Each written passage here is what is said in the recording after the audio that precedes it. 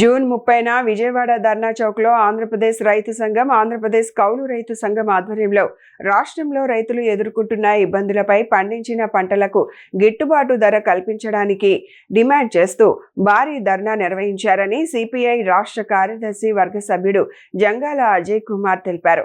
గుంటూరులోని మల్లయ్యలింగం భవన్లో బుధవారం ఆయన మాట్లాడుతూ ఈ కార్యక్రమానికి సిపిఐ సంపూర్ణ మద్దతు ప్రకటించడంతో పాటు రైతులకు అండగా ధర్నాలో పాల్గొన్నట్లు చెప్పారు. రాష్ట్ర వ్యాప్తంగా వేలాది మంది రైతులు, కౌలు రైతులు ధర్నాలో పాల్గొని తమ నిరసనను వ్యక్తం చేశారని పేర్కొన్నారు. నమస్కారం.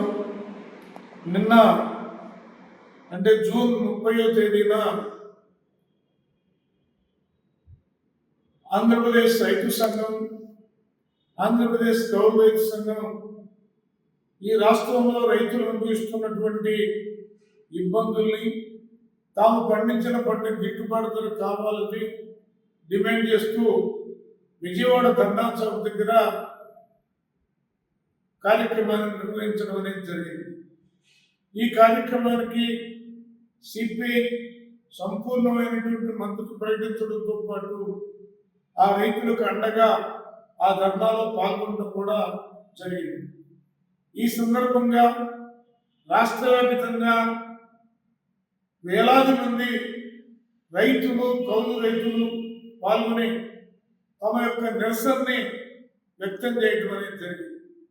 అయితే చంద్రబాబు నాయుడు ప్రభుత్వం అత్యంత దుర్మార్గంగా మేము ముఖ్యమంత్రి కార్యాలయానికి రాయబారం అనేటటువంటి కార్యక్రమాన్ని పెట్టుకొని నెల రోజుల నుంచి రిక్వెస్ట్ చేస్తూ ఉన్నప్పటికీ అనుమతి ఇవ్వకపోగా ముందుకు సాగుతున్నటువంటి కార్యకర్తల్ని పిడిగుద్దులతోటి, లాఠీలతోటి ఇబ్బంది పెట్టడం అనేది దారుణమైనటువంటి విషయం.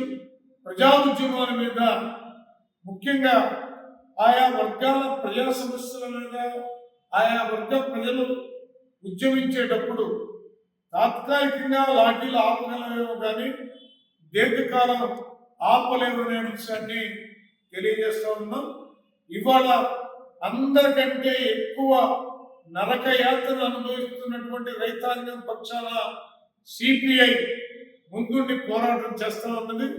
భవిష్యత్తులో ఎట్టి పరిస్థితుల్లో ముఖ్యమంత్రి కార్యాలయాన్ని ముట్టడించి తీరుతామని నిన్న జరిగినటువంటి సభలోనే మేము ప్రకటించాం. ఆ వైపున రైతాంగులందరూ కూడా సిద్ధం కావాలని సిపిఐగా విజ్ఞప్తి చేస్తూ ఉన్నాం.